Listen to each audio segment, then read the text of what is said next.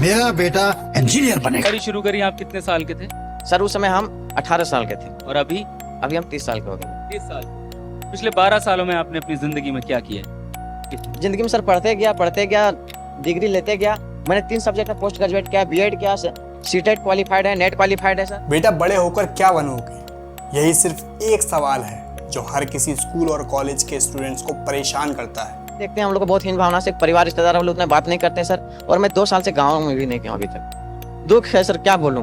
मैं अपने दुख और पीड़ा को किसी पर सामना नहीं कर सकता हूँ सर। बहुत संघर्ष से पढ़ा, ट्यूशन पढ़ा के मैं 2012 से ट्यूशन पढ़ा के अभी तक मैं पढ़ाई किया हूँ और मैं कुछ भी हासिल नहीं कर पाया।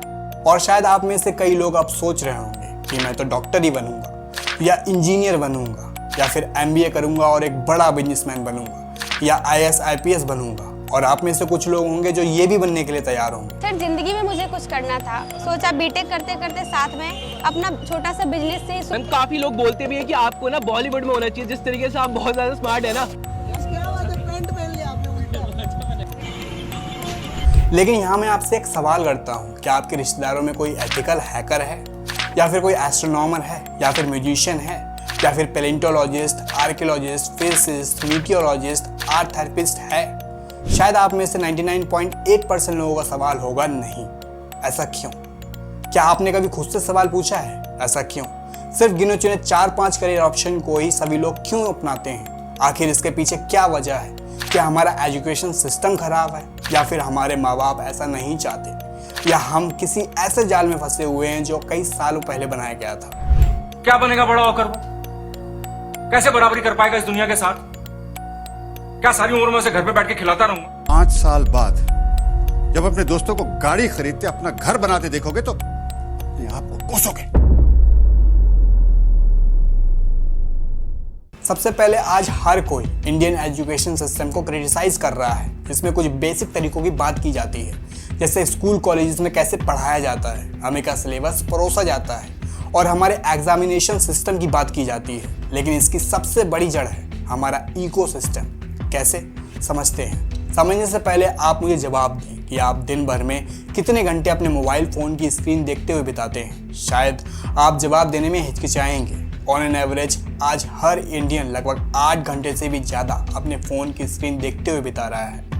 हैरानी की बात यह बिल्कुल नहीं है, लेकिन हैरानी की बात तो यह है कि इतना टाइम आप उन्हीं चीज़ों से इन्फ्लुएंस भी होते हैं। और यहाँ मास मीडिया हमारे दिमाग पर बहुत बड़ा इम्पैक्ट डालती है। हमारे टीवी चैनल, सोशल मीडिया और न्यूज़पेपर इन 4 तरीकों की खबरों से भरे पड़े हैं: सिनेमा, क्राइम, पॉलिटिक्स और स्पोर्ट। और इन्हीं 4 तरीकों की मीडिया सभी को हर समय परोसी जाती है। यहाँ फिर एक सवाल आपसे बनता है, लास्ट टाइम आपने किसी वैज्ञानिक की नई खोज के बारे में कब सुना था? या फिर लास्ट सिनेमा पर कौन सी मूवी देखी थी? ऑफकोर्स कई मूवीज़ बनाई जाती हैं, लेकिन 100 में से 10। आमतौर पर फिल्मों के हीरोज के प्रोफेशन भी ज़्यादातर होते हैं police, CBI, army officer, gangster या फिर होते हैं हमारे हाय लव भैया। कौन मैं? सोशल मीडिया पर भी आपको एल्गोरिथम से वो देखने को मिलता है जो आप पहले ही देख रहे होते हैं। तो कोई भी ऐसी फील्ड जिसके बारे में शायद आपके रिलेटिव्स से भी नहीं सुना होगा, वो चुनना आपके लिए नेक्स्ट टू इम्पॉसिबल हो जाता है। तो जो करियर चॉइस जिसे आप अपनी समझते हैं, शायद वो आपका चुनाव बिल्कुल नहीं है। ये चॉइस आपने इन्फ्लुएंस होकर लिया है। यही एक रीज़न है कि यहाँ इतने सारे इंजीनियरिंग, टीचरिंग और सरकारी नौकरी के लिए इंस्टीट्यूट्स खुले हुए हैं कि यहाँ लोग पढ़ाई पूरी होने के बाद भी चाय बेचते हैं, गोलगप्पे बेचते हैं। दूसरी प्रॉब्लम है, पढ़ोगे लिखोगे तो बनोगे नवाब, खेलोगे कूदोगे तो होगे खराब। ये एक ऐसा स्लोगन है जो ज़्यादातर माँ बाप से ही सुनने को मिलता है। बचपन से ही हमने सुना है कि जो माँ बाप कहते हैं वही सही होता है। क्या औकात क्या तेरा? हमारे समाज में अपने पेरेंट्स पर सवाल करना एक गुनाह है। सवाल पूछना सबसे बड़ा क्राइम है। लेकिन यह सोचने वाली बात है कि अगर हर किसी के पेरेंट्स इतने समझदार होते तो पूरी दुनिया समझदार और बुद्धिमान लोगों से भरी होती। इसी वजह से कई माता पिता जिम्मेदारी का हवाला देते हुए अथॉरिटी दिखाते हैं कि जो वो कह रहे हैं उसे आपको सुनना पड़ेगा, वही सही है। और यही वजह है कि छोटी मोटी चीज़ों के लिए भी बच्चों को पनिशमेंट दी जाती है। लेकिन पापा हद हो गई। हर रोज तुम्हारी कंप्लेंट, स्कूल से कंप्लेंट, बिल्डिंग से कंप्लेंट, जिससे बच्चों के दिमाग पर एक साइकोलॉजिकल असर पड़ता है। ऐसे पेरेंट्स का मानना होता है कि स्ट्रिक्ट पेरेंटिंग ही बहुत जरूरी है, तभी बच्चों के अंदर डिसिप्लिन, वेल मैनेजमेंट और रिस्पॉन्सिबिलिटी आएगी। क्या बनेगा बड़ा होकर वो? कैसे बराबरी कर पाएगा इस दुनिया के साथ?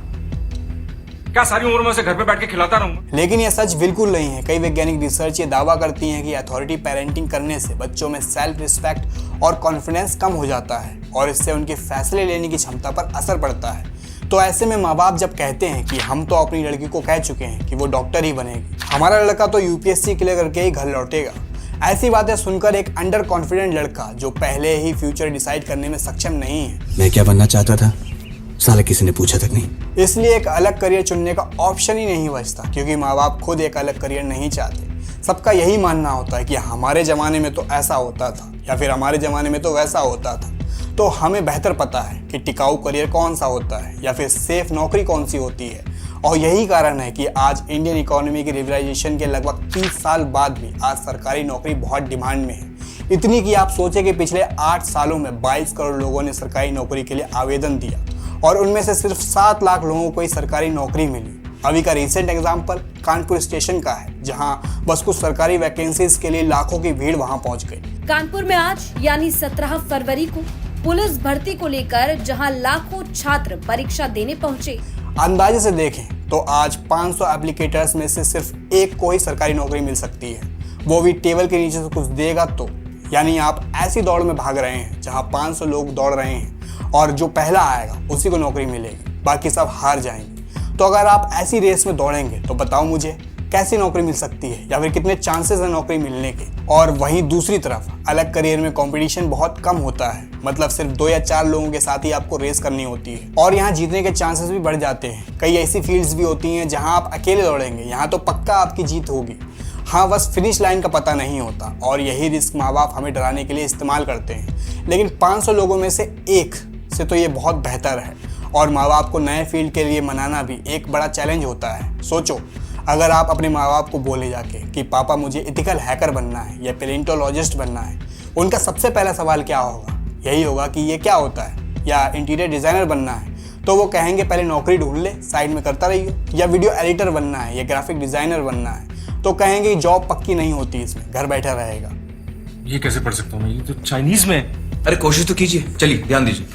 क्या बेकार की बात कर रहे हैं? मैं कैसे पढ़ सकता हूँ? आप बदतमीजी कर रहे हैं, आपका रवैया ठीक नहीं है, ये आप शैतानी कर रहे हैं। कुल मिलाकर हम कह सकते हैं कि यहाँ पेरेंट्स को सुधरने की ज़रूरत है। अगर उन्हें किसी भी फील्ड की जानकारी नहीं है तो पहले उसकी जानकारी करनी चाहिए, लेकिन इसकी वजह वो ये कहते हैं कि तुम सिर्फ वही करोगे जो मैं तुमसे कहता हूँ। और यहाँ अगर आपने ज़्यादा बहस करी तो Steve Jobs, Bill Gates, Elon Musk, APJ Abdul Kalam, ये सभी के सभी कहते थे कि आप तभी कामयाब हो सकते हो जब आप वो करोगे जिससे आप करना चाहते हैं, जिसमें आपको मज़ा आता है। ऐसी एक बेहतरीन फिल्म भी बॉलीवुड में बनी है, 3 इडियट्स।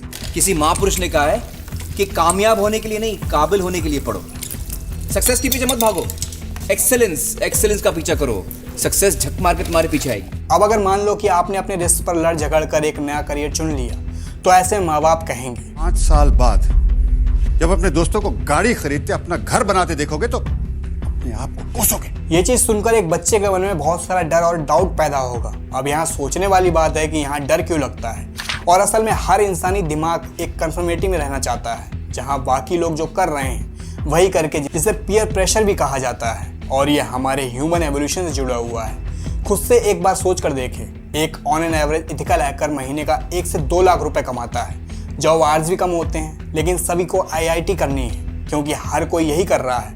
कुल मिलाकर हम वही करना चाहते हैं जो बाकी सब करते हैं। हमारे दोस्त ने अपनी बेटी का MBBS कॉलेज में एडमिशन कराया है, हम भी उसी में कराएंगे।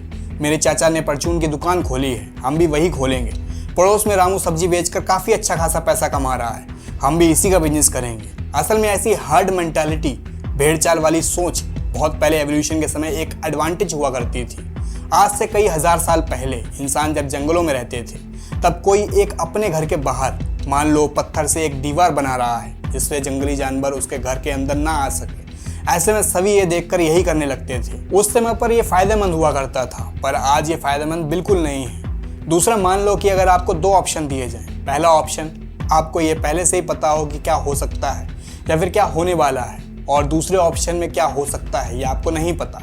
समझने के लिए मान लो कि पहला ऑप्शन है सरकारी नौकरी, जहां आपको पहले ही पता है कि 500 में से एक तो जीत ही जाएगा, एक को तो नौकरी मिल ही जाएगी। और दूसरा ऑप्शन ग्राफिक डिजाइनर बनना, जहां आपको पता ही नहीं है क्या होने वाला है। अब रिसर्च ये कहती है कि इंसान उस ऑप्शन को ज़्यादा चुनेगा जिसके बारे में उसे ज़्यादा पता है। यही कारण है कि ऐसे छोटे छोटे कॉलेजेस और इंस्टीट्यूट देश के हर जगह पर धड़ल्ले से चल रहे हैं, जो जॉब वैकेंसीज की गारंटी बिल्कुल नहीं देते, जो सैलरी भी बहुत कम प्रोवाइड करते हैं। साथ ही ऐसे कॉलेजेस में स्किल्स पर भी ढंग से काम नहीं होता, जिस वजह से कहाँ ही अच्छी नौकरी मिल सकती है। ऐसे ही कुछ मिलता जुलता एग्जाम्पल सरकारी नौकरियों में देखने को मिलता है। 2019 की एक रिपोर्ट के अकॉर्डिंग 25 लाख कैंडिडेट्स ने 10,000 SSC MTS जॉब के लिए अप्लाई किया था। असल में ये जॉब्स मल्टीटास्कर जॉब होती हैं, जहां आपको कुछ भी करने के लिए रखा जाता है। इसमें भी जॉब मिलने के चांसेस 0.005% है और मिल जाए तो तनख्वाह है लगभग 20,000 महीना। इसके बदले एक ग्राफिक डिजाइनर से कंपेयर करें, जिसने अगर अच्छा काम किया तो उसे 70-80 हज़ार रुपये महीना मिलेगा, लेकिन फिर भी लोग सरकारी नौकरी को ही चुनते हैं। क्यों?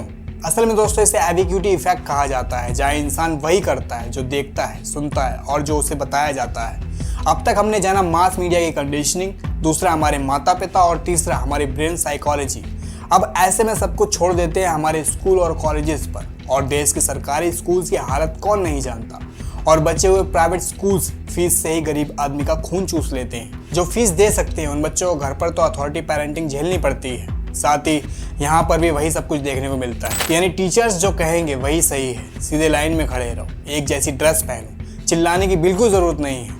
लड़कों के बाल छोटे और लड़कियों के बंधे हुए होने चाहिए। टीचर्स को खुश रखना पड़ेगा, तभी क्लास मॉनिटर बनोगे। और अगर ये सब कुछ नहीं हुआ तो खाओ मार। असल में हकीकत ये है कि कभी भी कोई स्टूडेंट खराब नहीं होता, बल्कि हमारी टीचिंग खराब होती है। लेकिन इस बात को कितने टीचर्स एग्री करेंगे? स्टूडेंट्स को सजा दी जाती है होमवर्क ना करने के लिए, बेल्ट ना पहनने के लिए, फीस ना देने के लिए, स्कूल्स में लेट आने के लिए, हल्ला करने के लिए। और फिजिकली जो टीचर सजा नहीं दे पाते वो मेंटली सजा देते हैं। पूरी क्लास के सामने शर्मिंदा करते हैं, खड़ा रखते हैं और सबके सामने उनके खुलेआम मजाक बनाया जाता है। ऐसे एनवायरनमेंट में बड़ा हुआ बच्चा, जिसे घर में भी वही फेस करना पड़ता है, बाहर स्कूल में भी वही फेस कर रहा है, वो खुद के डिसीजंस लेने में सक्षम नहीं होता। अब अगर मान लिए जाए कि माँ बाप और टीचर्स दोनों ही अच्छे हैं, बच्चे को सपोर्ट करते हैं, तो यहाँ परेशानी आती है स्कूल के सिलेबस की। स्कूल के करिकुलम में सही ढंग से अलग अलग फील्ड के बारे में समझाया ही नहीं जाता है। इंडियन एजुकेशन सिस्टम में कितनी बार आपने सुना है जर्नलिज्म के बारे में, वीडियो गेम डिजाइनर के बारे में, डाटा साइंस के बारे में या जियोलॉजिस्ट के बारे में। मतलब ये सब कुछ मोटा मोटा पढ़ाया तो जाता है, बट कभी इसके बारे में आपने सुना है कि जियोलॉजिस्ट का काम क्या होता है? ये सारा डेटा आपकी किताबों तक कैसे पहुँचता है, कौन लेकर आता है? आप भी ये सब कुछ बन सकते हैं। जैसे मैथमेटिक्स पढ़ते वक्त कभी आपको ये नहीं बताया जाएगा कि आप एक अच्छे मैथमेटिशियन भी बन सकते हैं। बायोलॉजी पढ़ाते वक्त आपको ये नहीं बताया जाएगा कि इसमें आप ये सब कुछ बन सकते हैं।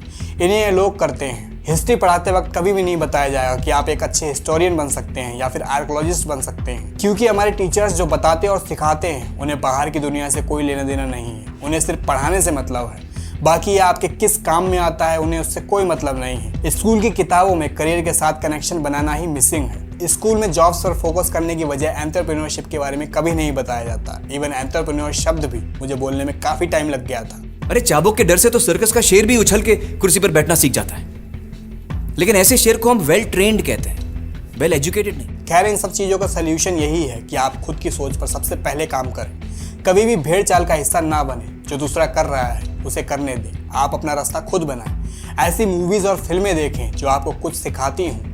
National geography, discovery, history channel अपने बच्चों को दिखाएं, ताकि उन्हें ऐसे अलग फील्ड इंटरेस्टिंग लगे। सोशल मीडिया पर व्यूज़ के पीछे मत भागें, जो आपको वैल्यू दे उसे देखने प्रेफर करें। घर में बच्चों पर अपनी सोच ना थोपें, उन्हें अपने फैसले लेने दें। अच्छे स्कूल में भर्ती कर देना ही काफ़ी नहीं होता, बच्चे पर ध्यान दें और उससे पूछें कि वो क्या करना चाहता है।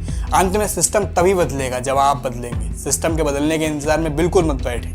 अगर आपको ये वीडियो पसंद आई हो तो वीडियो को लाइक ज़रूर कीजिएगा और ऐसे इंटरेस्टिंग वीडियोज़ को देखने के लिए हमारे चैनल को सब्सक्राइब करना ना भूलें। मिलते हैं अपनी अगली वीडियो में।